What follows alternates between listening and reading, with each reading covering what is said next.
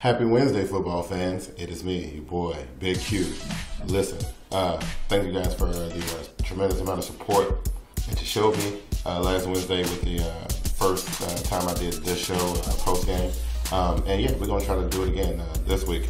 So yeah, without a whole bunch of crazy stuff going on, let's just get right into it, right? So I actually had left the questions open for like an hour today just to see how many questions I would get. And oddly enough, most people were kind of asking the same question. So instead of having, like a specific question from a specific person or from either Facebook or Twitter, I decided to just kind of compile the questions. And so like this week, I don't really have any specific shout outs to anybody. So I just kind of pretty much just put the questions in order the way I got them, and from the most private question to, that kind of thing. So the first question that I was overwhelmed with in the first like 20 minutes after I put the post up at that I was taking questions was, how about them Cowboys, right?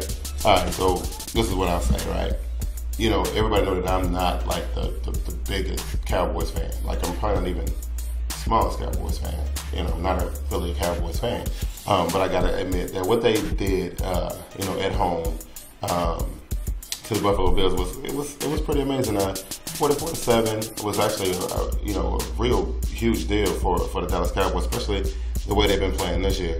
And it's also making the NFC picture look a little strange right now. So the NFC picture is really at a point where anybody can pretty much, take it. So it's, we got people like Dallas that's hot, then they're cold, then they're hot. Philadelphia show little glimpses of greatness here and there. The Giants are kind of like sleeping giants. They're kind of waking up and everything. Tampa Bay is doing some crazy stuff. But the Cowboys, I don't know if they can keep playing like that. I think they'll make a real nice playoff push. But there's still some other teams that I think are a tad bit more dominant. Detroit, New York, teams like that. So, New Orleans, and of course, you got the big juggernaut Green Bay. All right, so which makes me, let us roll right into our second question. Our second question is, it said, well, it wasn't really a question. It was like, it says, wow, the Eagles, really? All right, so we talked about it for a second. Well, let's get into it, right? So to kind of break down what happened in that game, it's really hard to say. Now, we spent a lot of time on Twitter over the last couple of days discussing this very topic. And a lot of people, and I was surprised by this, a lot of people were blaming Andy Reid, right? They were saying, he said his number one superstar wide receiver. Well, they don't want to pay the guy, and then they sat him because he, missed the meeting and all that good stuff. Now I'm going to go on the record to say this, right? I don't care what people are saying, right? NFL players are professionals. They're professional athletes. They have rhythms, they have schedules, they have things that they have to do. They're obligated to do it as part of their contract. It's what they get paid to do. And showing up to meetings is one of those things, right? If I was Andy Reid and one of my guys, and I don't care if he is the guy, you miss a meeting, you got to be punished for it. You got to be reprimanded. Reid sat him. It may or may not cost him the game. I don't know. You're looking at the highlights and analyzing the game. I think it was far more things going on in that game than did DeSean Jackson not being there. So, people can say what they want to say, but I just feel like, DeSean Jackson being there might have made a little bit of a difference. This is what needs to happen in Philadelphia. The number one thing is that the number one concern that Philadelphia has been that way since the beginning of the season. They need to provide a little bit more protection for their quarterback. And the second thing is their quarterback. Their quarterback is going to have to learn how to make some better decisions and take better care of the football. You turn the ball over like that, ain't no way in the world you're going to win a football game. Whether you got 3 DeSean Jacksons on your team or 2 Michael Vicks, if you turn the ball over like that, you're not going to win. That's just the bottom line. And this dream team defensive squad they got, I don't know. See, I haven't bought in yet. I think the idea of it is actually really cool to have all those guys play together like that, but I haven't really seen anything spectacular out of them yet. I still think that with that squad they got up at New York Jets are a much more dynamic defensive team, in my opinion. But that's just my opinion, right? Okay, so the third question was about the Houston Texans and Matt Schwab, right? Matt Schwab. It says the Houston Texans buying or selling. So here's my take on that. So was it last week or the week before? I think it was the week before. The Oakland Raiders quarterback, Jason Campbell, right? He goes down, collarbone injury. They pull Carson Palmer off the couch. He comes in. And so I said then that, you know, if Campbell hadn't have went down, the Raiders were in position to do some damage in the playoffs. And their stock has been slowly declining since then. Yeah, the Raiders, they won their last game, and it was a pretty cool game to watch. And I think Carson Palmer actually did pretty good in his first start as a Raider. But just like the Raiders, man, the Texans, their success actually hinges on them, the star players playing together. Arian Foster has to be on this game. And when Arian Foster, Andre Johnson, and Matt Schwab are, when they're all playing at their peak, that team is real hard to stop. And, you know, bringing in a quarterback this late in the season, man, I just see their playoff hopes kind of going away. And it's sad because I actually thought that Houston was going to, you know, make a nice little playoff push this year with the absence of the Indianapolis Colts and everything. But I don't know, we'll see. But yeah, to answer the question, yes, I am selling all stock in the Houston Texans until I get word that the quarterback will come back. But I don't know. Right at this moment, it looks like he is done for the season. Right.